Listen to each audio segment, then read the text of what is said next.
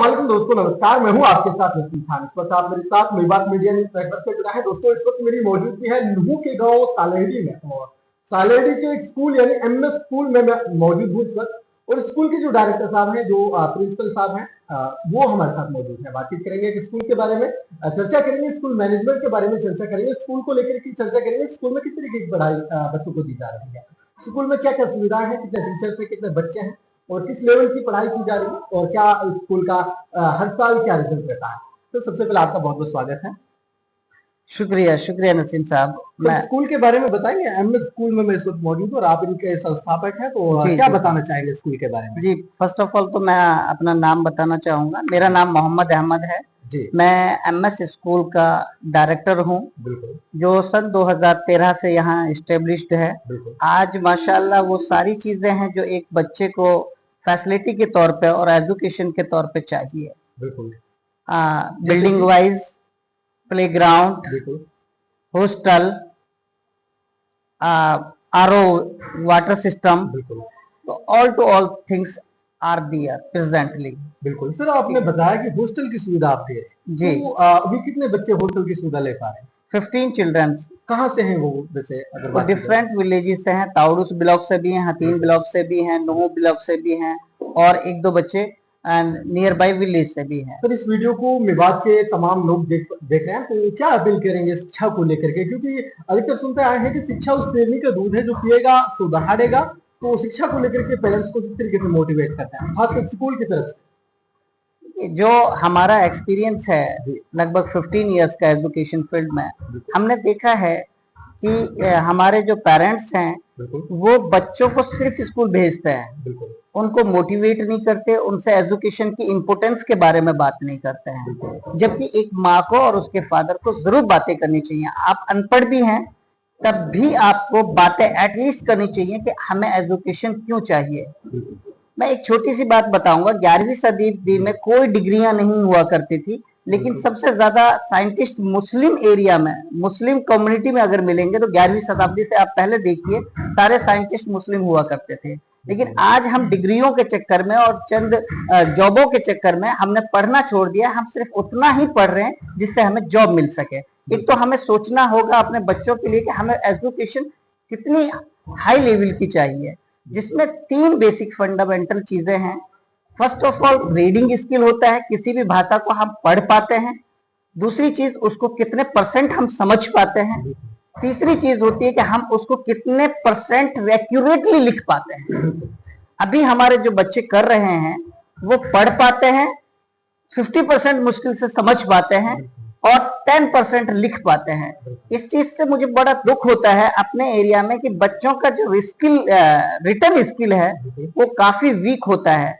फिर जब हमारे बच्चे इंजीनियरिंग में जाते हैं, वो मार्क्स तो ले लेते हैं 10th-12th में, लेकिन वहां पे अच्छा परफॉर्मेंस इसलिए नहीं कर पाते क्योंकि उनके पास में अंडरस्टैंडिंग वैल्यू नहीं होती, बुक को अपनी को पढ़ नहीं पाते हैं और समझ नहीं पाते हैं, उसके बावजूद लिख नहीं पाते हैं, रटते हैं, जो कि रटना नहीं चाहिए। कि एक सेंटेंस को किस तरीके से बनाया जाता है वो बच्चे को सिखाना चाहिए 8th class 9th class last. बिल्कुल सर, आपने बताया जो आपकी ये बातें हैं वाकई कहीं ना कहीं बहुत ज्यादा बेहतर है, क्योंकि आपका जो माइंडसेट है वो वाकई शिक्षा के प्रति बहुत ज्यादा है। लोगों को गाइड करने का आपको जो ये हुनर है ये वाकई काबिल तारीफ है। लेकिन हमारी जो मेवात के लोग हैं, कहीं ना कहीं आपको भी पता है, जो ये पीढ़ी चल रही है सर, अभी भी अनपढ़ लोग हैं हमारे जो पेरेंट्स हैं, इनको सीधी बात समझाने में बहुत ज्यादा इनको समझ में आता है कि भैया सीधी बात में इनसे कहें। तो आपके स्कूल में हम सवाल करेंगे सर आपसे सीधा। मेवात में कई सारे स्कूल है, खासकर इस एरिया में तो बहुत ज्यादा स्कूल है सर। तो इस स्कूल में, एमएस स्कूल में, ऐसा क्या यूनिक है जो अदर स्कूल में नहीं है? सर, हमारे जो स्कूल की स्पेशलिटी है वो ये है कि हम बच्चे को, जैसे बच्चा आया फर्स्ट लेवल पे जो होता है उसकी उम्र होती है 5 साल, 5.5 साल, उसको हम रीडिंग सिखाने की कोशिश करते हैं 4th लेवल तक, वो भी कम से कम 150 वर्ड्स पर मिनट के साथ में। ये स्पीड हमें चाहिए फॉर फर्दर बुक पढ़ने के लिए। इसके बाद जब हमारा बच्चा 4th में आता है, हम उसका ट्रांसलेशन पे ज्यादा फोकस करते हैं। ठीक है, ये ट्रांसलेशन के बाद में जब बच्चा हमारा 6th लेवल पे जाता है तो हम ग्रामर की तरफ बहुत ज्यादा मोटिव करते हैं। 2 इयर्स पूरा ग्रामर उसको कंप्लीट कराने के बाद में फिर हम 8th और 9th में रिटर्न स्किल पे वर्क करते हैं कि how to make the sentence, बच्चा सेंटेंस कैसे बनाए। इस चीज ये हमारे स्कूल की स्पेशलिटी है। सर बात करें स्कूल के बारे में, तो स्कूल में फिलहाल जैसे इंग्लिश मीडियम है जहाँ तक मुझे जानकारी मिली, और बात की जाए बच्चों की, तो बच्चे अभी फिलहाल अटेंडेंस कितने हो स्कूल में आ जाते हैं ऑनलाइन?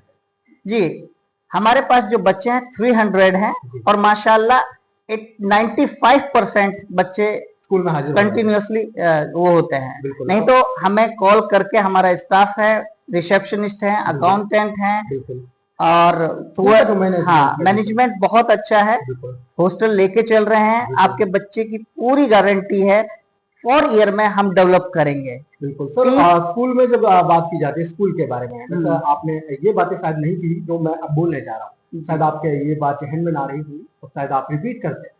तो सबसे पहले सर, जब मैं अपने बच्चों का एडमिशन कराने के लिए कहीं जाऊंगा तो मैं 4-5 चीजें जो नोट करूंगा स्कूल में। सबसे पहले पानी पर फोकस करूंगा कि स्कूल में पानी की सुविधा कैसी है, जो कि आपने बताया कि स्कूल में आरओ वाटर का हमने प्रबंध करा रखा है। दूसरी बात देखने को मिलेगा कि भाई स्कूल में प्ले ग्राउंड कैसा है, बच्चों को खेलने के लिए उनका जो है एक्सरसाइज के लिए क्या मेंटेन कर रखा है, कोई ऐसा प्ले ग्राउंड है? तो आपने बताया कि हमारे स्कूल में बहुत बड़ा प्ले ग्राउंड है जो कि बच्चों को खेलने के लिए बहुत ज्यादा है। हाँ, तीसरी बात सर, स्कूल के जो स्टाफ है वो वेल एजुकेटेड है या नहीं, इसके बारे में सर आप बताइए। सर हमारा जो स्टाफ होता है वो ऑल स्टाफ हमारा एजुकेटेड होता है, वेल एजुकेटेड होता है। हम इस तरीके के टीचर्स नहीं लेते जो जिस तरीके का आजकल है कि बीएड कर ली लेकिन रट्टाफिकेशन है। हम बहुत जो चूज करते हैं जब, तो हम बुक पढ़वाते हैं और उनको हम बोल देते हैं टीचर को कि माइंड नहीं कीजिएगा, हमें बुक रीडिंग बहुत अच्छी चाहिए होती है, उसके बाद में अंडरस्टैंडिंग बहुत अच्छी लेवल चाहिए। और मैं अक्सर, चाहे बीएड हो चाहे कोई भी हो, हम 2 चीज उससे देखते हैं। और तीसरी चीज मैं टीचरों में जो मैं देना चाहता हूँ वो मैं टीचर में पहले देखता हूँ, रिटन स्किल उसका कितना अच्छा है।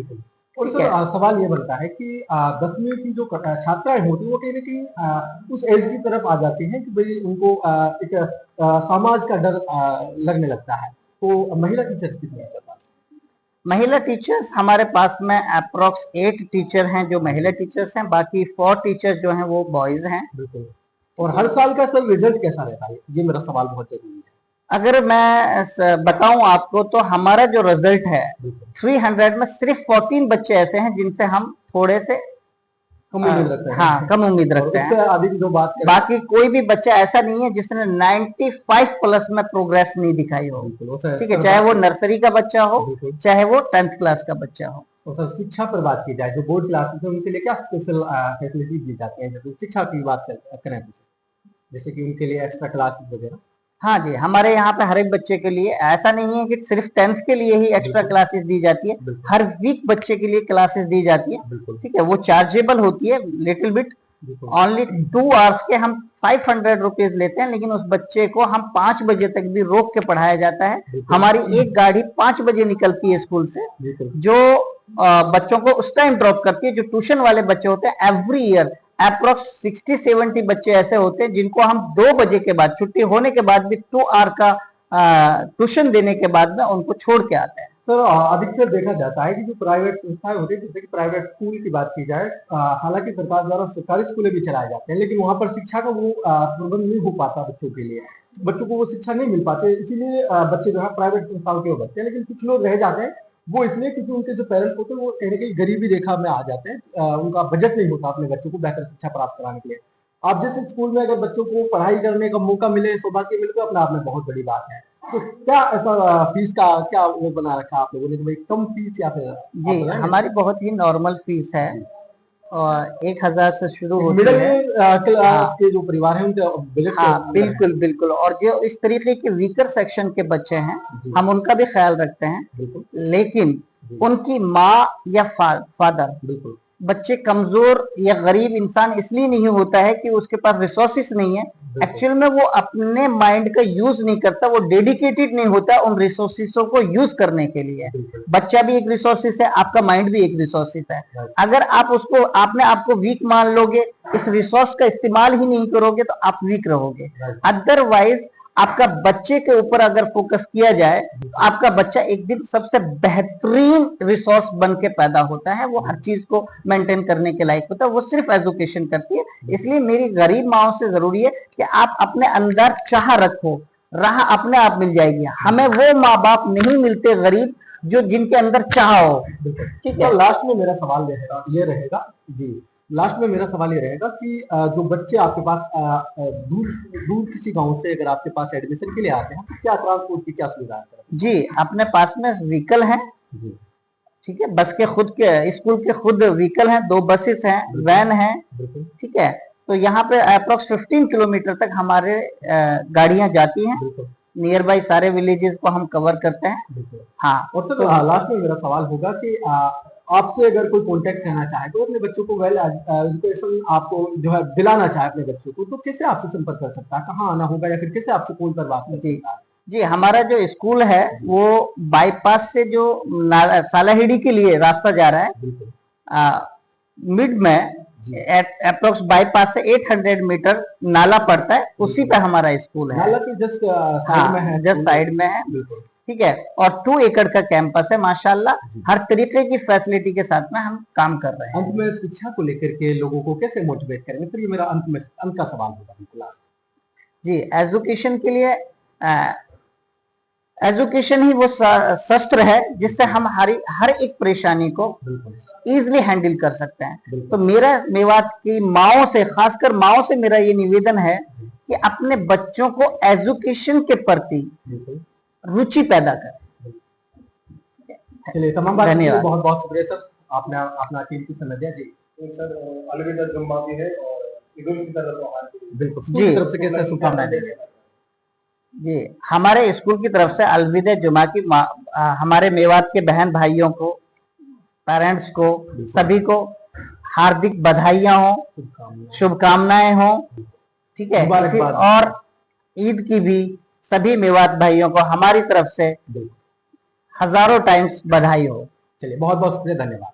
तो दोस्तों इस वक्त हम मौजूद थे सालेडी के स्कूल में, एमएस स्कूल में। दोस्तों यहाँ के प्रिंसिपल यानी यहाँ के माफी का डायरेक्टर से बात करने के पश्चात पता चला कि स्कूल में वो सुविधाएं हैं जो हम अधिकतर अपने बच्चों को शिक्षा देने से पहले सोचते हैं कि हम अपने बच्चों का जहाँ एडमिशन कराएं वहां पर जो हम सुविधाएं ढूंढने का प्रयास करते हैं वो सारी सुविधाएं स्कूल में अवेलेबल है। जिससे की बात की जाए हॉस्टल की, बात की जाए पानी की, बात की जाए खेलने के मैदान की, और शिक्षकों की जो टीचर्स कैसे हैं, यानी अधिकतर देखने को मिलता है कि भाई कहीं पर भी हम जाते हैं तो शिक्षकों की हम अधिकतर नोट करते हैं कि भाई यहाँ के जो शिक्षक है वो कैसे हैं, और खासकर स्कूल का डिसिप्लिन और मैनेजमेंट की हम बात करें वो बाकी काबिल तारीफ है। खैर, अगर आपको चाहिए कि भाई अपने बच्चों को बेहतर शिक्षा मिले तो आप स्कूल में संपर्क कर सकते हैं। यहाँ पर आपको बच्चों को लाने ले जाने के लिए ट्रांसपोर्ट की सुविधा भी है। अगर आप ज्यादा दूर से हैं तो यहाँ पर हॉस्टल की भी सुविधा है। इंग्लिश मीडियम स्कूल है और इनका जो स्ट्रेटेजी है बच्चों को पढ़ाने की वो वाकई काबिल तारीफ है, क्योंकि आप सर ने बताया कि हम सबसे पहले बच्चों को वर्डिंग सिखाते हैं, उसके बाद बोलना सिखाते हैं, फिर लिखना सिखाते हैं, फिर समझना सिखाते हैं। ये बच्चे में अगर इस तरीके से बच्चों को कम उम्र में ये सब सिखाया जाता है तो वाकई इतना भाग्य बन जाता है।